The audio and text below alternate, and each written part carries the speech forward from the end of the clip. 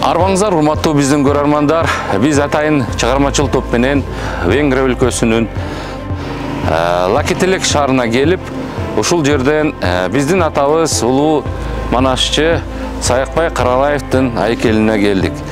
Бүгүнкү биздин репортажыбыз өзгөчө болот, анткени биз ушул Венгрия өлкөсүнүн улуттук жыйынынын вице-спикери Шандор Лежак менен маектешмекчибиз.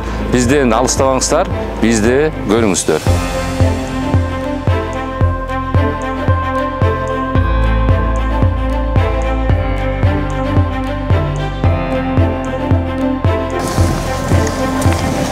Саламатсызбы? Üdvözlöm, tisztelt úr. Биздин атайын Пирамида телеканалы сиз менен интервью уюштуруш үчүн интервью алган үчүн Кыргызстандан атайын Венгрия өлкөсүнүн ушул Лакителек шаарына келдик. Csak azért jöttünk el Kirgisztánból messziről, hogy önnel találkozhassunk és egy interjút adjon nekünk. Sizge чоң ыраазычылык ушул интервьюга макул болгонуңуз үчүн. Nagyon szépen köszönjük, hogy elfogadta ezt a interjú lehetőséget, és köszönjük a vendégletest. Ruxsat берсеңиz, биз интервьюну баштасак. Akkor, ha megengedni, akkor elkezdenénk a beszélgetést. Hallgatom. Былтыр өзүңүз билгендей, жайдын учурунда ошол биздин улуу атабыз манасчы Саякбай Каралаевдин айкели бул жакка коюлду. Ошол жөнүндө айтып берсеңиz. Örülök, hogy itt vannak, és megtették ezt a hosszú utat. Kelgenizge abdan quvonam, o'sha uzak yo'ldan ataritib kelganingizga men roziman. Közel vagyunk egymáshoz. Biz alis tursak da ruhani jaqdan abdan yaqinmiz. Fölöttünk felhős az ég. Hozir üstümüzdeki biraz bulutlar tursa da, bürkülüp tursa da. Európa fölött is felhős az ég. Жалпы Европаның asmanında biraz bürkülüp turgan gez. De a maguk barátsága sokat jelent nekünk. Biroq shu qirg'izlarning do'stligi, bordish sezimi biz uchun ajoyib ma'noli. Mert a rokonok vagyunk. Antkeni biz bordish tug'an elbiz. És ez a rokon tudat erősebb valuta, mint az euró. Ошол эски тамырларыбыз, бордуштугубуз негизи бизди кыргыздарга тартат. Европада турсак да, ошол үчүн Европа байраак болсо да, биз баары бир ошол Азияда калган туугандарыбызга жүрөгүбүз, каныбыз тартат. A magyar ősök sírja mellett állunk. Мына жерде мажар ата-бабаларыбыздын сөөгү коюлган жердин жанында турабыз. Itt valamikor avarok éltek, az avar nép. Macarlardın ata-baba bo'lgan avar kaganatı. Oşo territoriyada joylashgan. Az itteni ásatásból ott egy koponya. Oşo eski avarlardan kışlaklarından çıkan bir atabыздын baş söөгү men görüp turasыздар şu жерде.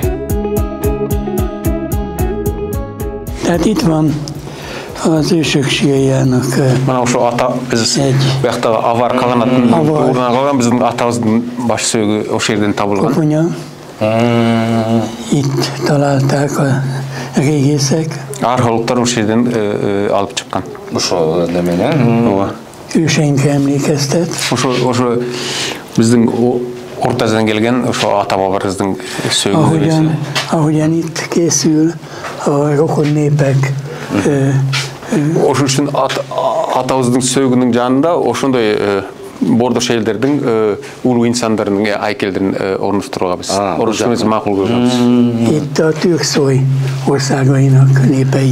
Ошол жерде Türksоy өлкөлөрүнө, түрк тилдүү өлкөлөрүнүн инсандарынын эмелери, айкелдери коюлуп атат. Nézzük meg a Manasz énekmondó szobrát. Eng kadırlı ошо Manasçı Sayakbay'ın eszterliğine canına geleli. Az én élmény forrásom az Vámbéri Ármin kalandos utazása 150 évvel ezelőtt. Men bala gezimden ошо Armin Vámbéri деген türkolog sayakatçının kitabın bala gezimden okup çıktım. Al kişi 19. yılında Orta Aziyaga barıp kelgen. Kırgızlarga barбаса да, ошо биринчи кыргыздар, казактар тууралуу ошо кабар алып келген биздин Европага. Középiskolás korunkban fogott meg, hogy egy gyerekkori betegség miatt sánta ember aki aztán vagy 25-30 nyelvet megtanult, és neki indult felfedezni az élményei, olvasmányai alapján Közép-Ázsia népét. Мен өзгөчө таасир эткен ал киши бала кезинде ооруп бир аягына аксак болуп калган, бирок ошого карабастан 30 чакты тилди чет тилди үйрөнүп алып, түрк, араб, фарс тилин жакшы өздөштүрүп алып сапарга чыккан. Ошол аксак буту менен ушунчалык аз жерге барып Орта Азияны биздин венгер элибиз үчүн ачып берген киши. Akkor fedeztem föl magamnak a Manaszt. Ошол мезгилде анын китептеринде Манас жөнүндө сөз айтылган. Ошол күндөн баштап ошо Манаска кыргыздарга кызыгып кеттим. Aztán ezzel együtt a Kalevalát és más népek eposzait. Ошо Манас аркылуу мен башка улуттардын эпос мурастарына да кызыгып кеттим. A Manaszhoz mindig visszatértem. Бирок Манаска башкаларга да кызыксам дагы Манаска кайта кайрылып келчүм. Mert egy kicsit az őseink története is visszhangzott benne. Manastын ичинде биздин ата бабаларыбыздын да эмелери угулуп турган, сезилип турган мен үчүн. Ami közös a kirgiz népben és a magyar népben az, hogy évezredeken keresztül a szabadságukért, függetlenségükért. Биздин кыргыздар менен мажарлардын тарыхында бир окшоштук, бир орто сезим бул. Биз боштондук үчүн канча кылым бою күрөшкөнбүз, жоолорубуз, душмандарыбыз. Bizde de ошо мажарлардын озеки адабияты, кыргыздар окшоп озеки адабияты, элдик ырлар ошо ата бабалардын эстеликтерин сактап келишкен. Ott Kirgizisztánban pedig a Manasz. Кыргызстанда ошо муундан муунга келаткан ата мурастарын ошо Манас аркылуу кыргыздар муундан муунга уланып турган.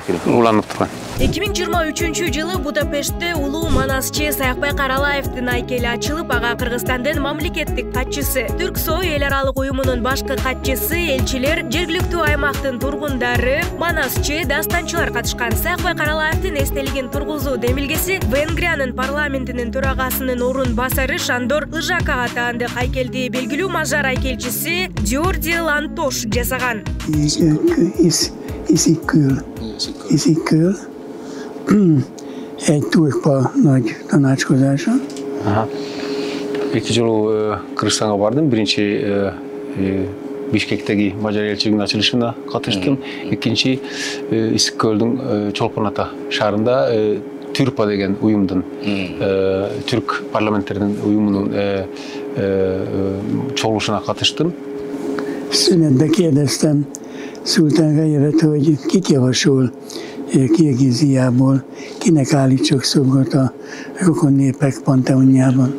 Ошо чогулушта эски досум Султан Раев мырза менин жанымда отурган, анан ошондо мен сурадым, ошо биздин Лаки Телектеги түрк дүйнөсүнүн инсандарынын жана эмесине кимди сунуш кыласыз деп сурасам, ал киши Султан Раев ошо Саякбай Каралаевди сунуш кылган экен. Szultán Rajev a Türkszoj főtitkár vagy elnöke elkísért a ottani szoborparkban a Manasz énekmondó szobrához.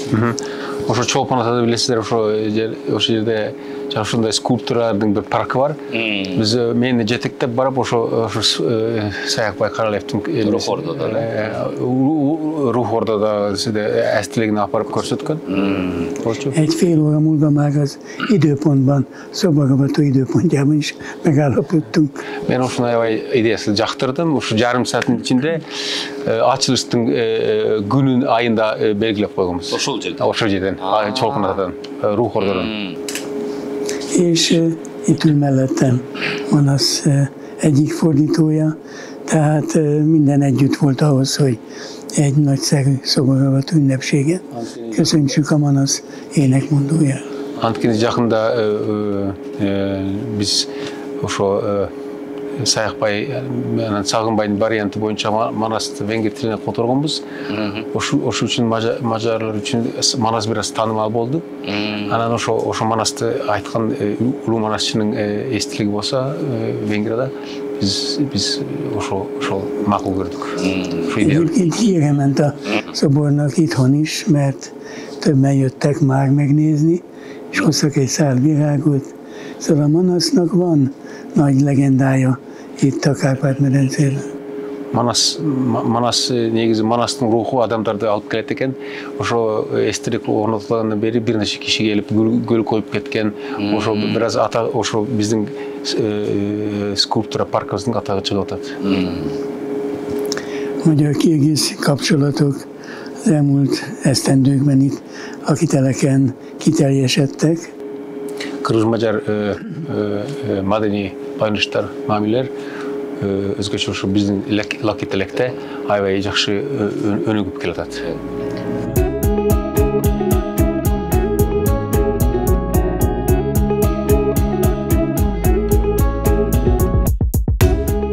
Macaristanda abdan belgilүү саясатчы, кадыр баркы бийик болгон кишилердин бири бул парламенттин вице-спикери Лежик мырзанын демилгеси болчу. А киши өзү өтө бизге боор тарткан, тарых менен кызыккан, жана Мажаристандын да эски нукура үрп адаттын бүгүнкү күндө кайта турмушка алып келгенге аракет кылган кишилердин бири. Мына ошо киши өзүнчө bir madani borbor kurup, ошо madani борбордо бир бурчун ошо көчмөн калктарга арнап жасаган экен. Ошо киши бир күнү биз ошо жерге сапар менен барып калдык. Биздин белгилүү жазуучубуз Султан Акимович Раев менен бирге барганбыз, башка бир жумуштар менен. Ошо жерде сөз чыгып, а киши айтып калды, мен ошо жерде бир көчмөн калктардын Орто Азия өлкөлөрдүн белгилүү маданиятына чоң салым кошкон адамдардын бюсттерин койсом деген оюм бар. Мына буюрса Казакстандын Абайдын айкелин койдум эле, эми ушу Кыргызстандан да бир айкел койдурсам болот эле деп жүрөм. Сиздердин оюңар боюнча кайсы киши ошол жерге коюлса туура болот деп айткандан кийин ошо баягы этнографиялык бир мааниде жасалып атканын эске алып туруп Султан Акимович айтып калды, биз ойлойт элек ошол жерге Саякбай Каралайдын айкели коюлса эң туура болот деп. Ошодон башталып ушул иш киши өз колуна алып калды. Ал айтты, буюрса мен өз каражатыма силер мага бир сүрөттөрүн берсеңер, а кишинин мындай бир кылык кадаттарын билдире тургандай бир сүрөттөр болсо, ошо айкелчилер ошону эске алып туруп бир айкелин жасап берсе биз орнотот элек деп. Ошол бара-бара ошол ишке ашты. Мына буюрса былтыр жайкы мезгилде а киши даярдыгын билдирип Кыргызстандан биздин мамлекеттик качкыс баш болгон делегация келип, аны коштоо артисттер, акынчылар, манасчылар келип, ошол Акителек деген жергесинде чоң бир маданий бир кече өткөзүп, салтанаттуу түрдө Мажар тараптан ушул парламенттин спикери жана вице-спикери катышып, министрликтерден катышып, тышкы иштер министрликтер, маданият министрликтерин, бир жерде коомчулуктан маданиятчылар, жазуучулар келип, абдан мындай бир шаңдуу түрдө ачылганы али кече эсимде. Бул кыргыз үчүн, кыргыз эл үчүн, биздин элчилик үчүн, жалпы журтубуз үчүн чоң бир сыйлык, чоң бир жетишкенчик деп мен айтсам жаңылбайм. Себеби мен билгенде, жалпы журтубуз билгенде Саякбай Каралайдын сырттагы өлкөлөрдө биринчи болуп ачылган айкел. Айкелди жасаган аял скульптура жасады. Ошого бир 50дөй сүрөттөрдү да бердик. Август айында биз ошол эстеликти ачтык. Эстеликти ачканда биринчи эле нерсе оюмда болду, эстелик кандай болду экен депчи. Кандай жасады экен депчи. Эми мажарлар, европалык монументалисттер кандай жасайт экен, биздин Саякбайды кандай көрөт экен депчи. Анан кийин ошол өзүмдүн биринчи ой көрдүм. Анан тиги ак материалды ачкандан кийин карасам эле Саякбай уюп койгондой окшош экен да, таң калдым да. Ушунчалык Саякбайдын образын, анын тереңдигин, анын ушунчалык манасчылык, манас өнөрүндөгү энергетикасын бардыгын берген да. Өтө мындай бир мыкты эстеликтердин бири болуп калды. Болгондо да бул эстелик Европанын борбору, Macaristanda орнотулду. Бул дагы биздин улуу Манасыбызга болгон тазим катары эсептейбиз. Ошондой эле Саякбайдын Европада турушу биздин Манас эпостун мындан ары дагы популяризация кылууга, таанытууга өзгөчө бир мүмкүнчүлүк ачып берет.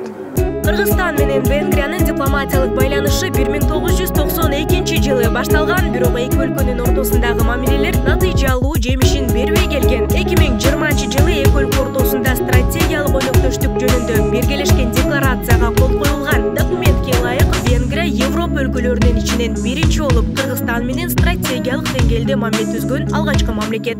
Өзгөчө 2018-жылдан баштап ошо Венгриянын өкмөт башчысы Орбан мырза Кыргызстанга расмий сапар алып келгенден баштап биздин карым-катнашыбыз өзгөчө өнүгүү жолуна түштү десем жаңылбайм. Мына 5 жылдын ичинде өлкө арасында абдан чоң иштер жасалып атат. Өлкө башчылары, өлкө лидерлери бири-бири менен кабарлашып, бири-бирине зыярат жасап, биздин президент мен айтканда былтыр жылы 2 жолу келип кетти. Бул тарыхта болбогон нерсе. Батыш өлкөгө 1 жылдын ичинде өлкө башчысы 2 жолу барган деген.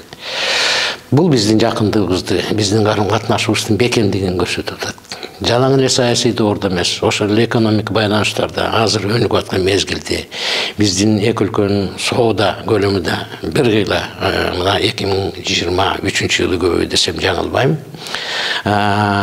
Биздин ишкерлер бири-бири менен көрүшүп, байланыш түзүп, будан ары жакшы чоң проекттерди ишке ашырсабы деген азыр учурда жашап аткан мезгил.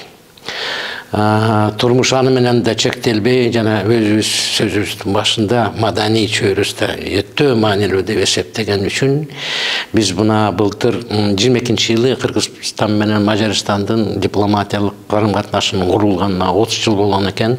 Ошону эске алып, эки элчилик өзүнчө бир программа түзүп, тышкы иштер министрликтер программа түзүп, ошол майрамды кайсы бир деңгээлде өзгөчө кылып өткөзөлүк деген чечим менен Кыргызстан Мажарстанда маданий күндөрүн өткөзгөнгө үлгүрдүк.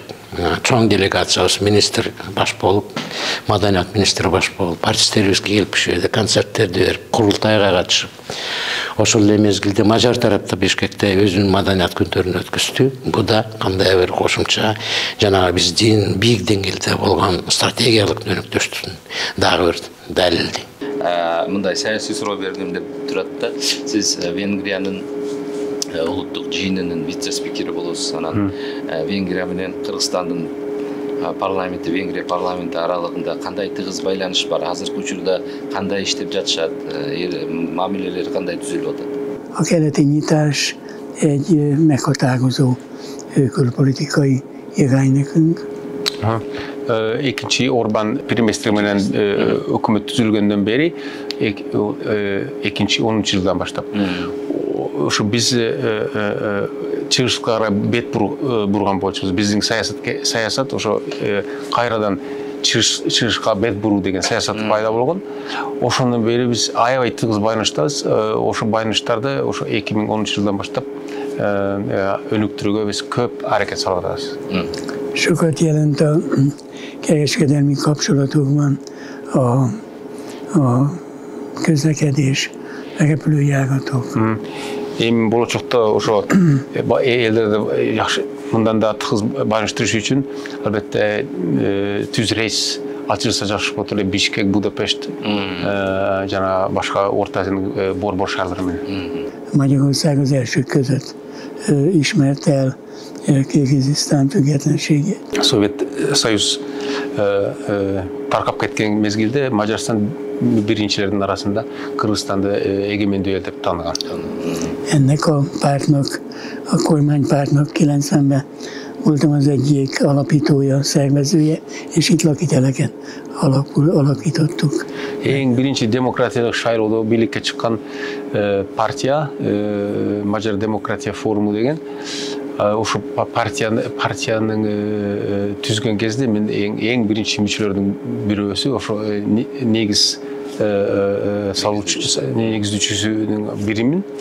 Жана ошол партия дал ошол жерде, ошо Лакителекте түзүлгөн болчу. Terület, ahol a gépesítésben tapasztalatok cserében nagyon sok küldöttség megy, jön. Biz жыл сайын bir neçe рет Kırgızстанға мысалы делегацияларды жібереміз. Ошолардың арасында мысалы айыл шаруашылық тармағында иштеп жүрген айыл шаруашылықты механизациялау боюнча адистерди жиберемиз. Ошол боюнча биз өзүбүздүн тажрыйбыбызды кыргыздарга ötkürüp verişiniz gerek de boylam. Sen nem tudok olyan területet mondani, ahol vegetálás lenne. Бирок азыр жалпы ар тараптуу бир нече тараптуу ошол тармактар боюнча бир нече тармак боюнча бизде aynışlar önük kıladı.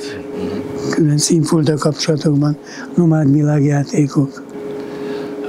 Kırgızstanda bir neçe yıl ötken koçmender oyunlarında da biz katışıp gelgemiz. Özgöçü bizge kızıkçıl oşu koçmen madaniyatına özgöçü kızığı payda bolgan. Eddig, tehát felelőse vagyok, szervezője a kurultaynak. Bizde de oşo siyahtı Türk dünyasını kamtıgan oşunday koçmen oyunları болады. Ошол жерде Бугац таласында мен ошол уюштуруучу комитеттин төрагасымын. Ошол эпосто кыргыз элине калтырды улуу мурас катары. Азыр эми бүгүн дүйнөлүк кенч болуп калды, дүйнөлүк мурас болуп калды. Дүйнөдөгү эң чоң эпос Саякбайдын айткан манасы. Ал ошо ООН тарабынан да кабыл алынган, таанылган эпос. ЮНЕСКО тарабынан да кабыл алынды. Бизге улуу мурасты калтырып кетти да. Бул эми жалпы түрк дүйнөсүнүн, жалпы дүйнөнүн өзгөчө бир руханий бермети болуп калды. Буга чейин Мажар бийлиги 2018-жылга чейин 25 кыргызстандык студентке акысыз билим алууга мүмкүнчүлүк берсе, 2018-жылдан тарта анын саны 75-ке көбөйтүлгөн. Учурда Кыргызстандын 400гө жакын студенти европалык стандарттагы билим алууга мүмкүнчүлүгү бар. 546 биздин окуучуларыбыз бар, берде окуп аткан. Ага кошумча мына 2 жыл болуп калды, биз Мажар өкмөтү менен сүйлөшүп, жана жеңилдик жол менен берки ишке келе турган шартка ээ болгонбуз. Ошого байланыштуу мына 2 жылдын ичинде бир 2000ден ашык биздин жаран азыр ушу Мажарстанга келип, ошол жерден иштешип, үлөсүнө өзүнө жардам беришип, турмушун оңдогонго аракет кылып иштеп жүргөн мезгил. Биздин улуу жазуучубуз Чыңгыз Торокуловдун 95 жылдыгына байланыштуу бизде берди бир топ бир чараларды өткөзгөнгө үлгүрдүк. Анын ичинде ошо Кыргызстандын кино күндөрү, ошо кино күндөрүндө Чыңгыз Торокуловдун жазган китептеринин базасында тартылган биздин фильмдер көрсөтүлдү.